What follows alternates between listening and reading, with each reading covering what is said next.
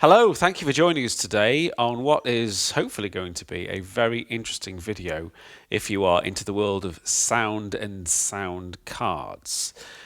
Yes, we're here. A bit of a strange, eclectic mix of sound devices in front of us on a pool table, which is, we like to do things a little bit different here at Radio Station Solutions.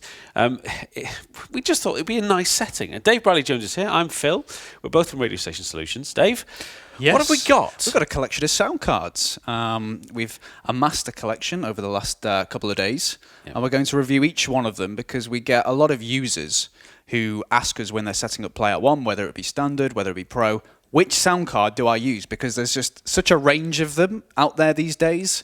We've got sound cards on the table here that are $1,000. We've got sound cards on here that are $100. You know, which one do you go for? Which one is going to do the job for you? Yeah, I think one of the questions I get asked quite a lot is, the statement is, I've only got this amount of money, what shall I buy for it? So, as Dave says, we've just tried to grab as many different types, and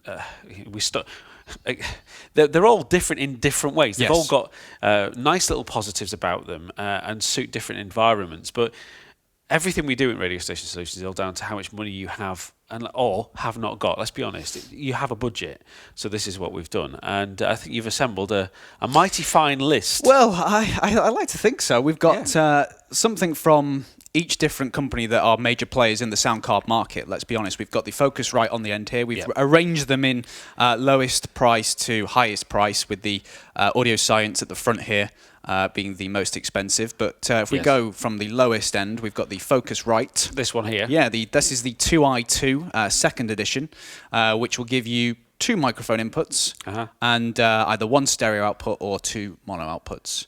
And this sound card prices at around $140, £110. We're going to go through it in more detail, but this is really useful if you're a home user who just wants to plug their microphone into their computer to do some voice tracking, perhaps remote voice tracking, and you don't need a complicated mixer setup, cables running everywhere. It's a great little piece of kit, like it. Fantastic, brilliant. The second one along is this little baby here, which is the Gigaport HD Plus. It's slightly more expensive. Yes. £140 or 180 US. It's a lot smaller than that one. It is. And I thought they should be the other way round. Yeah. But no. This is the thing again, isn't it? With this kind of equipment, you think, the bigger something is, the more expensive it is. But it's not what's on the outside, it's what's on the inside. It absolutely is. Real life, isn't it? It's what's on the inside that counts. Now, looking at this box, the Gigaport HD Plus, as we say, it's £140 or $180 at the moment. On the front, there's 2 jack sockets. Yes. You see those. They're just for headphones, are they? Yeah, I'm going to be honest with you. I'm looking forward to reviewing this particular model because whilst it looks very small and it's very compact, there are a few flaws with it, which we will come on to, I think, on the review. Depending on Mr. Cameraman over there, can I just grab it for a second? I'm not going to move it too far. But if I show you, obviously the front here is full of LEDs, which will be level meters, no doubt, I should think. Here you've got your headphones. We'll find out, Phil. We'll find out, yeah. You've got your headphones here, and on the back, phono sockets for phono cables. So you've got 8 of those, and this is why it's the only one we've got here today that uses unbalanced phono, and that's what's going to be interesting. If you don't know what that is, don't worry, we'll get you to that point anyway. But that's such a small device, and on top of that, it is powered by the USB root hub, isn't it? So you plug it in. Yeah, as is the Focusrite. As is that one. Yeah. There as well. So that's going to be very, very interesting. I'll put that back down now. There we go. Super duper. Lovely stuff. Well, next up, we've got what we call the... actually, they're in the wrong order. They are, because that should be there. Yes, it should, but we'll skip over that. We'll edit that bit out. No, we won't. We'll keep it in. That's what we do here. No, we'll go to this one first because that's bigger than that one. Yeah, exactly. That's what it is. This is the Behringer UMC 1820. Now, this is a favourite of mine because... we're going to go into it in a lot more detail, but it's a sturdy piece of kit from Behringer. They've really, really upped their game since the FCA range. Yeah. Not only has this got, I believe, 8 inputs, it's also got 10 mono outputs, which obviously can be created into 5 stereo. Stereos, yeah. So yeah, really looking forward to getting that one plugged in and seeing how it works as well. Yeah. And I mean, that's the first time I've seen this one. I've had FCAs before. Yeah. I've still got some in service now. But that's the first time I've actually seen that one before. Yep. So that's really cool. And you say that's not that expensive either, is it? No, really? £170, so roughly around $220 on today's conversion. So not out the way at all for pricing. Yeah. This side, as we go, we're talking about external power, though, aren't we? So that has an external power supply in, whereas these take the power from the USB directly. So there's that one there. And I have to say, that's the first time I've seen this one. I've seen this one before, but I've never actually felt it before and grabbed it, you know. So I'm going to show you this is the Capture, the Roland Capture, which has been around a little while. This model is a few years old, I think, now, isn't it? Yeah, it's a very advanced sound card, and we'll get into it, I think, when we actually look at it in a bit more detail. But it is the second most expensive sound card on this table. But I think when you pick it up, you can sort of feel why it is. And when we get into the specifications of it, you'll see why as well.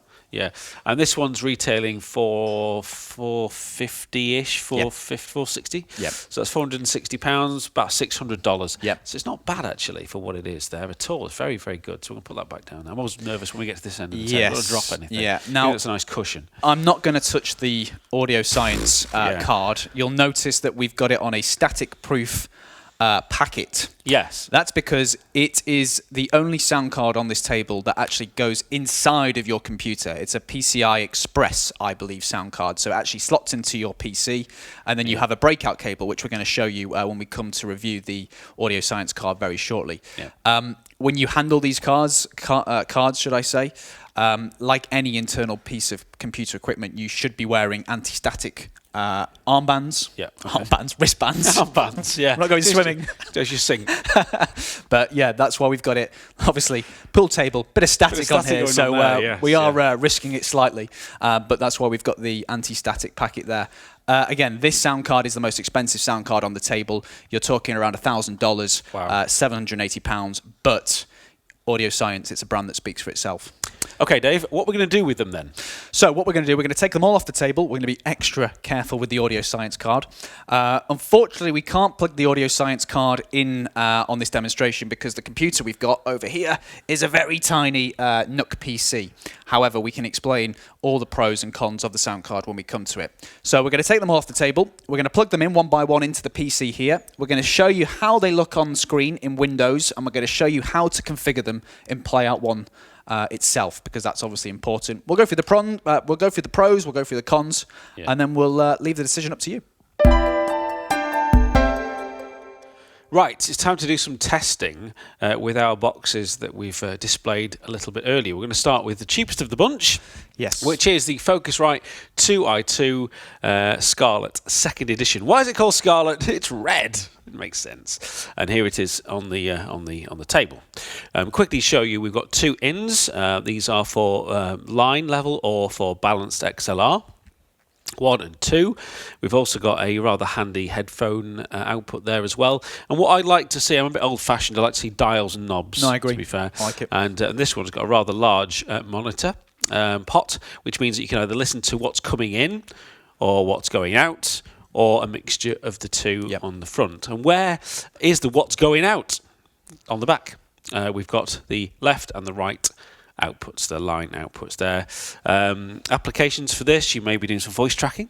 Yeah, I think these boxes are really, really good for home users who are maybe doing some remote voice tracking, and they've got a traditional microphone that plugs in with an XLR, not a USB microphone. Really small box. Power supply is off the USB, so you don't have to have cables dragged around, mixers, all that sort of stuff. I really like it. I think it's fantastic. And it can also provide 48 volts to a microphone, a studio microphone, like a condenser microphone. You need that plugged in and switched on when you do. I'm going to hand it over to you because you're going to plug it into our test PC. Yes, I am. So we have a little test PC here running PlayoutONE Pro, as you can see. Now, first thing I'm going to tell you is some PCs will have a USB 2 port, which is the older generation of USB, and some will have what's commonly known now as USB 3. You'll know if it's a USB 3 port because it's blue.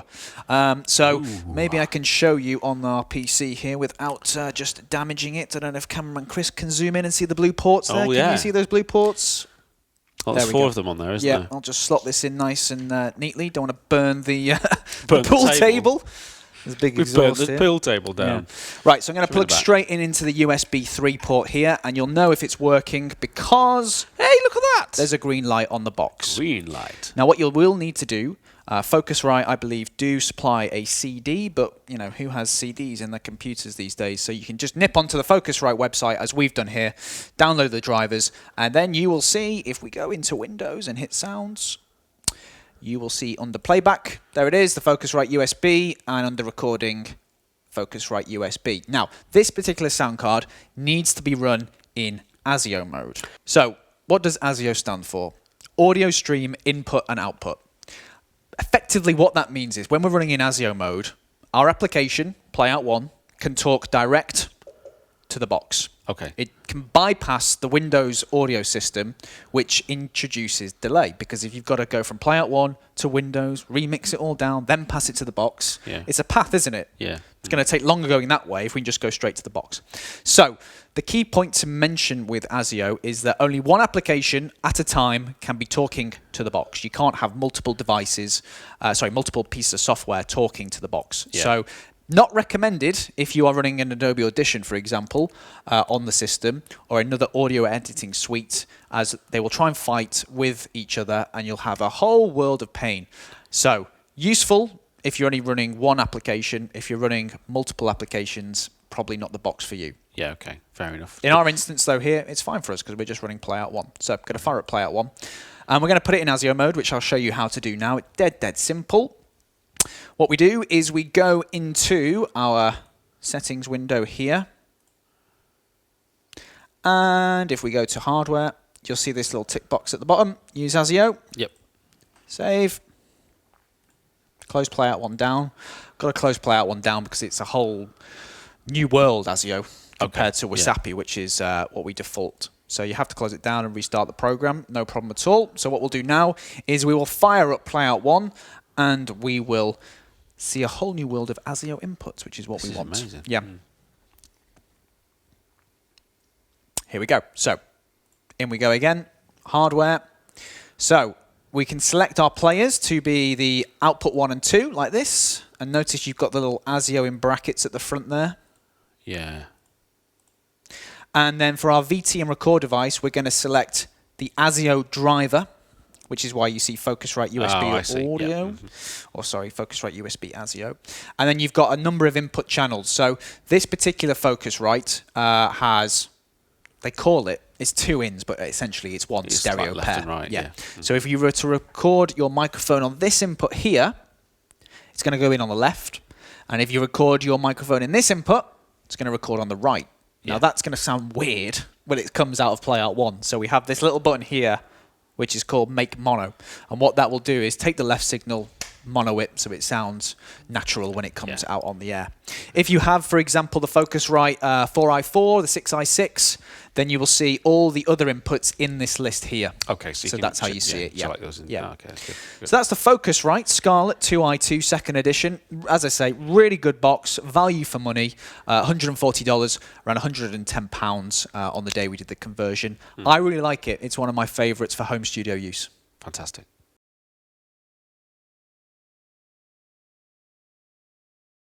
Right, time for our second trial. We've just gone through the Focusrite Scarlett, which is very good.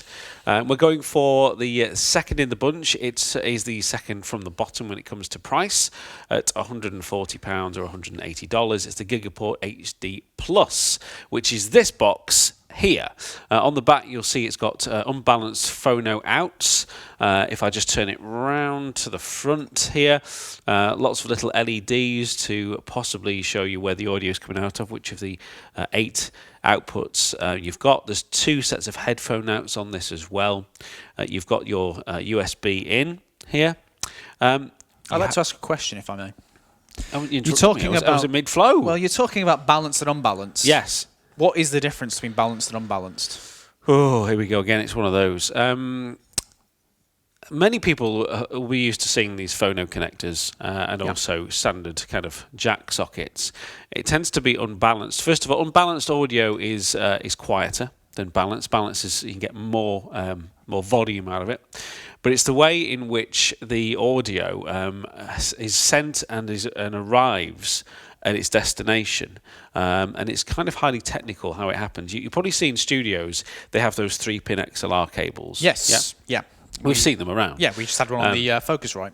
Not exclusively XLR, because you have old analog studios using Chrome blocks, the old Chrome blocks, and they're doing the similar way, where intentionally you take an audio feed and you invert it out of phase. So you basically turn it the wrong way round. Okay. So the audio is turned the wrong way round at source, at output. And when it arrives at its destination, it's forcibly put back into phase again. Okay. That's what balancing kind of is. And there's a reason. Yes. The reason is if you've got an unbalanced audio cable, say phono cable, from this end of our table there to that end of our table there, that's about 2 meters. Yep. Okay.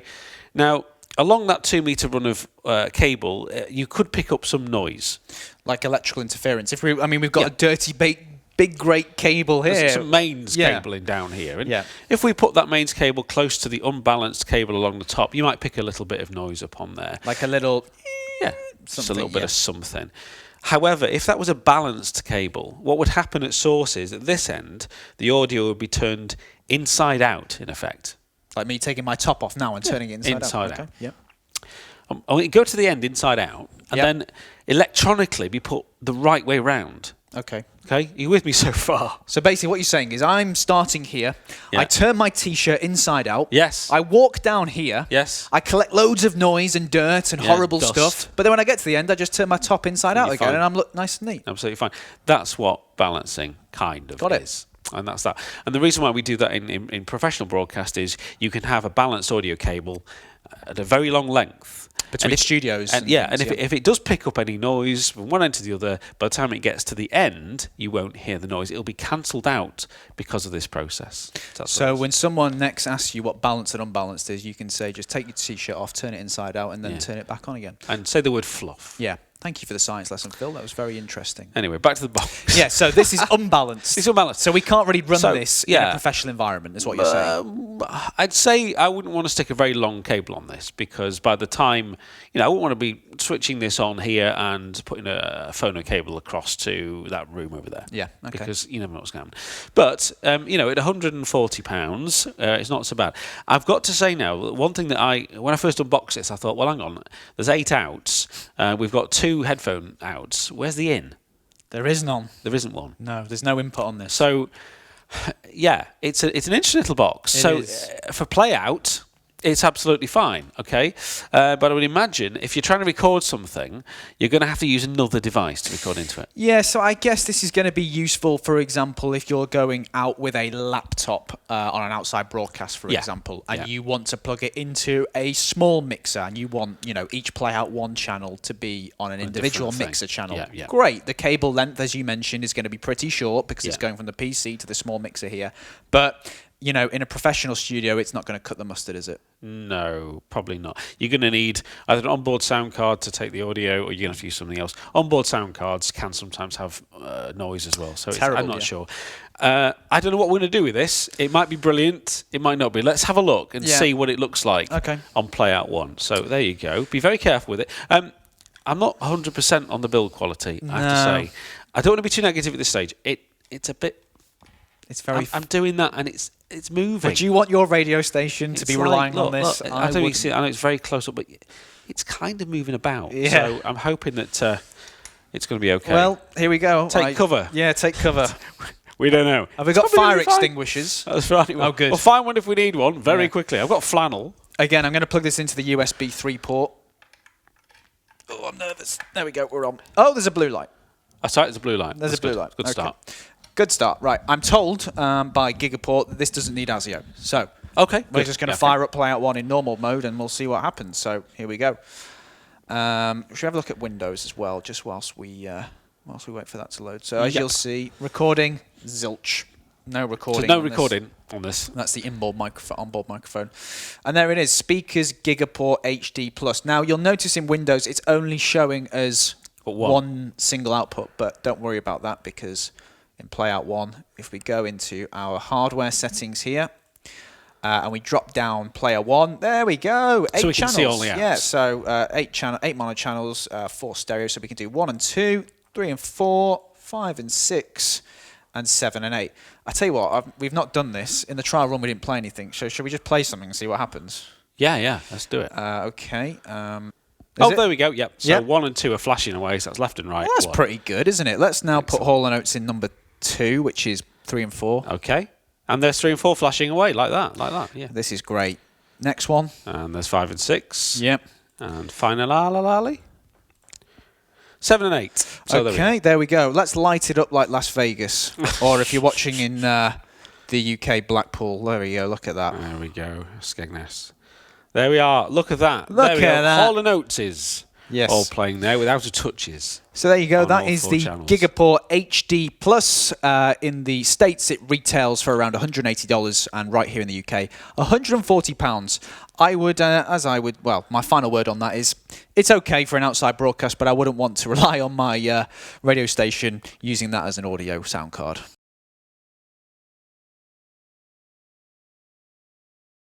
Right, so we've had 2 sound cards down. We've got our third to show you now. This is a 19-inch model, so it's the standard rack width with rack ears as well. And it came out the box like that. Just like this, absolutely, just like this. It is the UMC 1820, retails at £170, which is $220 on the conversion we've just done, which seems very good value for money. Yeah, it's. I mean, you do a little bit of browsing on the internet, and you will find these for much more money. We've managed to find these off Amazon actually for this price, and it's quite interesting. You know, it's the new way of doing things from Behringer, especially what's inside this box. It's very, very good value for money. Now, I've over the past years had some FCA sound cards, the 610. Yeah, look a bit like the Focusrite that we had. They do. They were red on the front. The 610 and the 1616. Yes. I've still got 3 in service. Fingers crossed. And this table's made out of wood, isn't it? It is. Touch wood. They're all working. I know lots of people though with FCA sound cards have lost their sound cards due to power supply problems where they've just unfortunately blew. So when people are asking me now about sound cards at this price, up until recently, I didn't know what to tell them because the Focusrite we showed you at the start is only 2 out, so that's not good enough for what we need for multi-headed out. We've just been looking at the Gigaport again. It's unbalanced, so as we go down the unbalanced debate of audio, this thing though, for not very much extra cash, comes with 5 outs, so 5 stereo pairs. 5 stereo pairs. And that's unheard of, really, on a sound card like this. We can't believe incredible. And its input stage, it's got how many ins is it? 8. Yeah, it's got 8. So it's got 1, 2, I'll turn it around, 3, 4, 5, 6, 7, 8.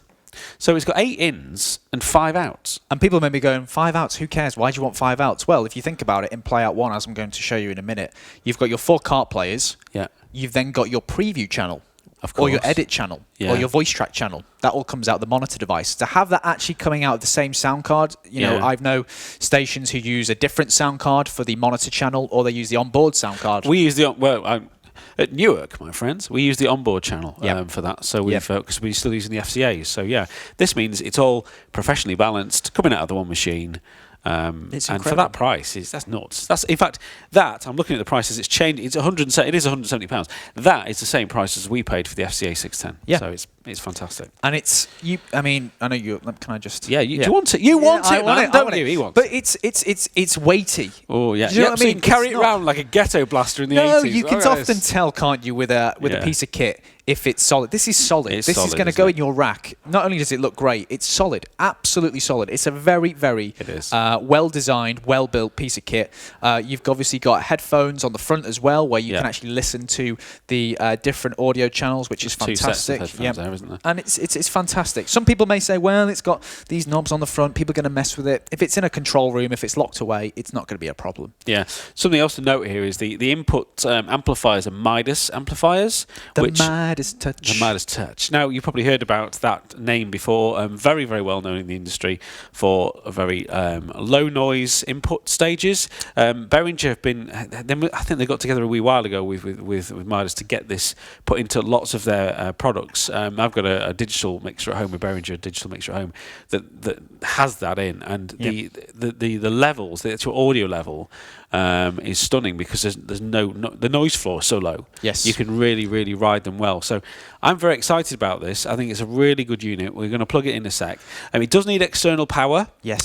So you do need to have the first one of the day, which needs a little DC power supply, which is there, and then your standard USB. I've just noticed something else as well. I'm not sure if it's the same on the front. Yes, it is. You can either use XLR or jack. Jack can go straight in the middle there as well. Okie dokes. Yeah.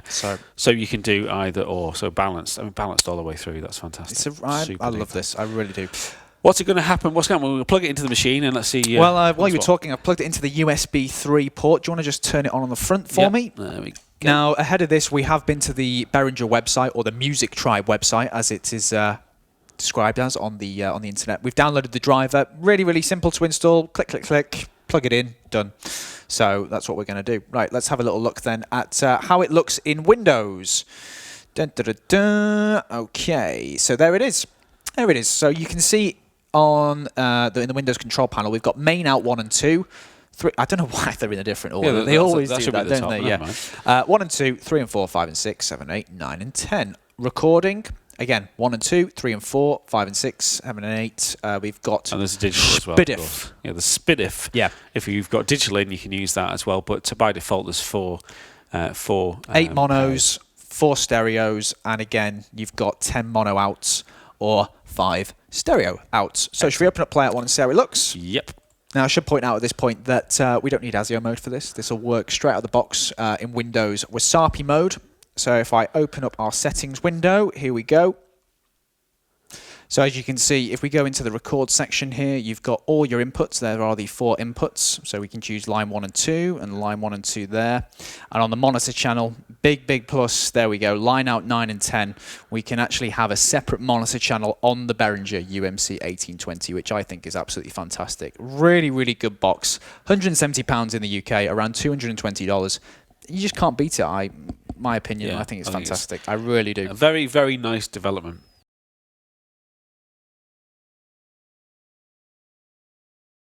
Right, time for another box. This time it's the Roland OP2 Capture, which is my favourite. It is your favourite. You've been raving about this all day. I have.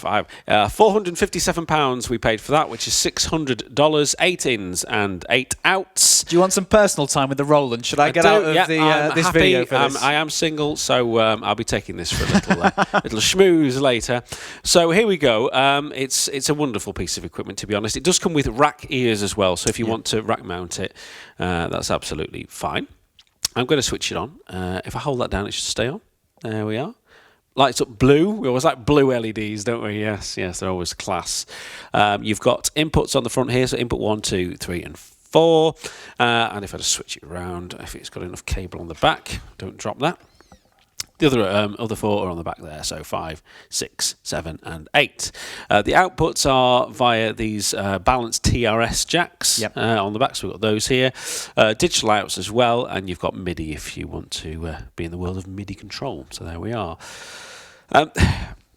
When you look at the front, you might think, actually, there's not a lot of knobs on this. It looks pretty straightforward, to be fair, but it's all in the software, because the software control We're going to show you in a minute. Astounding. It is. Really good. It's much more than a sound card, this is. Yeah.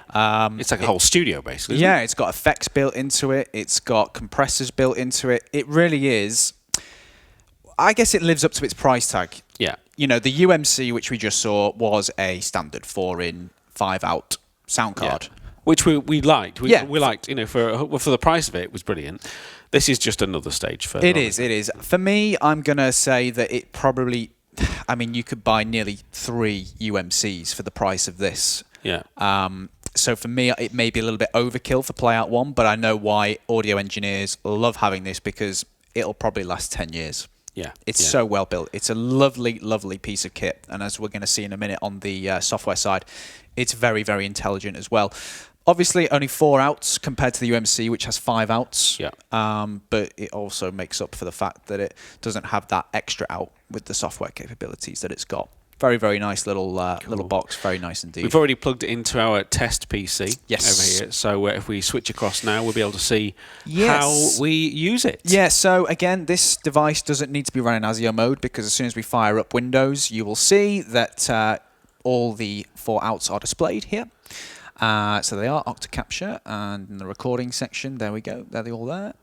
Now, if we go into the program settings here for the Roland OP2 Capture, we ran the installer from the OP2 Capture website. It was fantastic, dead easy to do. Next, plug it in, and it's off and running.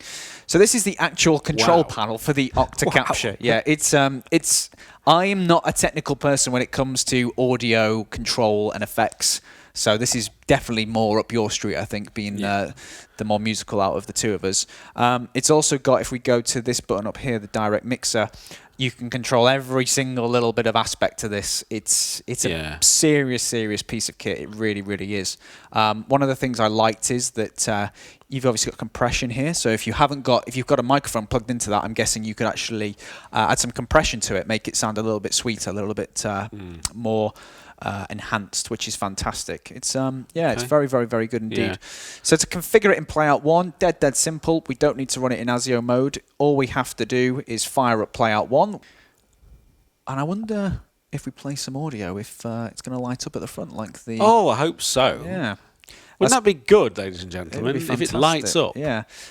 So we're going to the settings window, hardware, and there we go. So we've configured player 1 will be 1 and 2, 3 and 4, 5 and 6, 7 and 8, there we go. And on our VT record device, we've got all our different ins there as well. So lots and lots of different little bits and pieces in here. What we'll do is we'll have a little piece of audio, I think, and just see how it responds, shall we? Yeah, good idea. I'll pick it Okay, up. so here we go. So we're going to drag in a bit of Hall & Oates into player 1. I don't know if it's going to do anything. Is it doing anything? Yeah, I've got the main out on the actual screen here, so you may not be able to see this or not. It gives you a level of what's happening. Great. So you got a nice status signal as well. There's a status signal there, which is superb. Lovely. So great sound card. You know, it's going to sound sweet on the air. It's not going to let you down. External power supply is excellent. Very, very, very, very good piece of hardware. It is just on the bit pricey side for me. If I was kitting out a radio studio and I had 3 studios, for example, I think... Yeah. It would probably just tip me over my price range, but still a great option, I think. Yeah.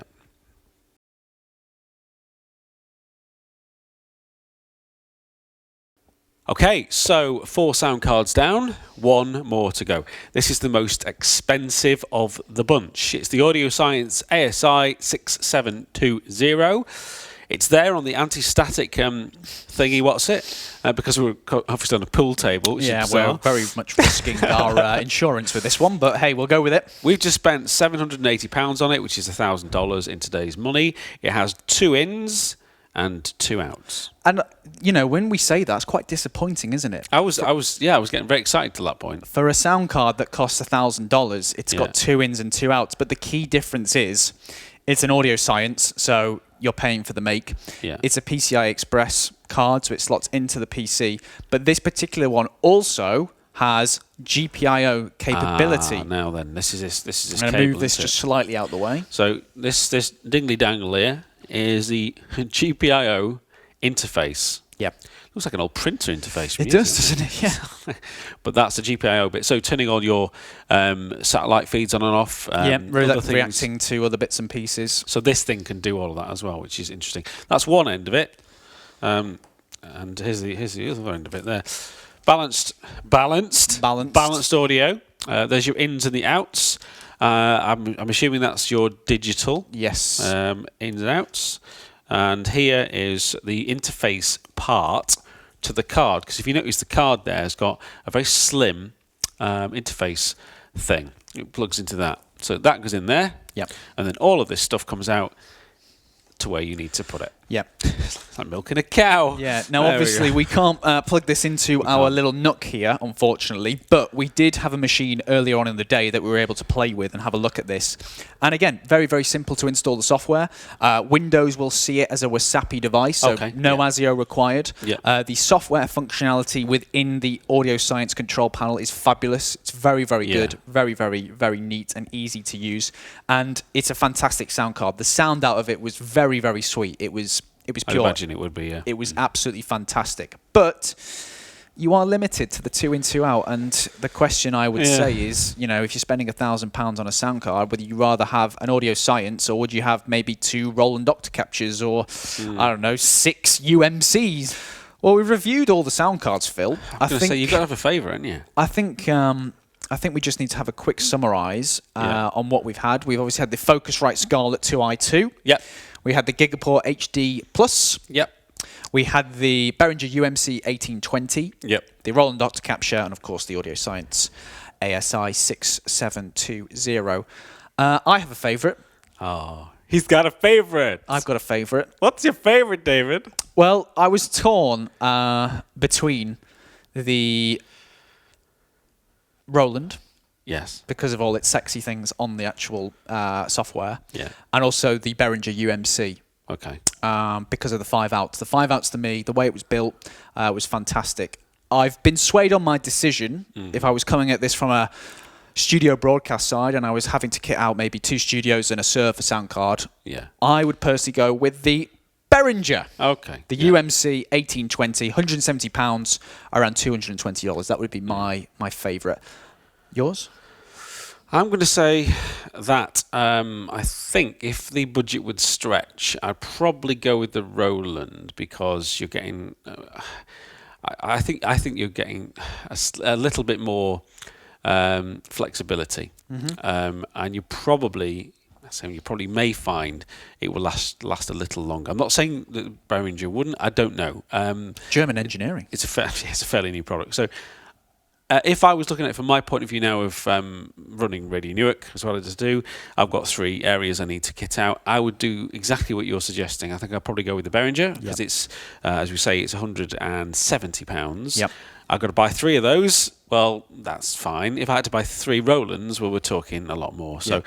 Yeah, budgets, my restrictions, I'd probably go with Behringer. If I had a bit of cash, maybe, you know, if you got grant funding. It was your only PC, for example. Or if you had grant funding to make sure you were making, you know, you wanted to make sure you're running a community radio station, and you've got... or a low-power FM. Or low power FM, you've got 15 years of broadcasting to do, then I'd probably go with the Roland product. But, I think for what we've got today, the Behringer kit seems to be good. That's the Behringer UMC 1820. The Focusrite 2i2, I love, and I think it's perfect for you if you're at home voice tracking and you just want a simple interface that you can plug your microphone in. No external power. You just plug it straight into the PC and off you go, up and running.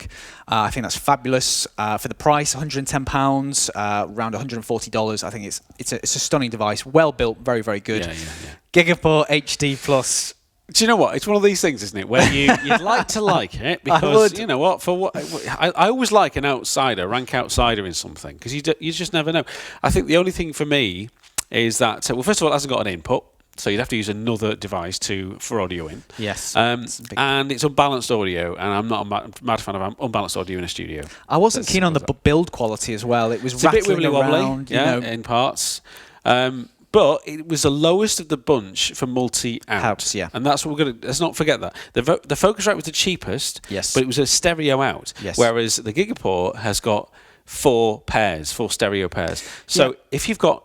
Look, if you're on a budget, it might work. It may. It might be all right. You just might have to use the onboard in, which sometimes has issues, to be fair. Yeah. That's £140 a Gigaport. For £30 more, the Behringer... That's what, for me, it's, you know, for an extra £30, you get the UMC, you get a German product, build quality fantastic, shove it in the rack if you want to. 5-outs, 4-ins, I think it's a fantastic product. Audio Science, I mean, for me, it's we'll just... save up for that. Yeah. Having said that, though, again, we'll go back to the fact it's 2-ins, 2-outs. That's not enough for me. No, I agree. So, it's not. It wouldn't be in my recommendation.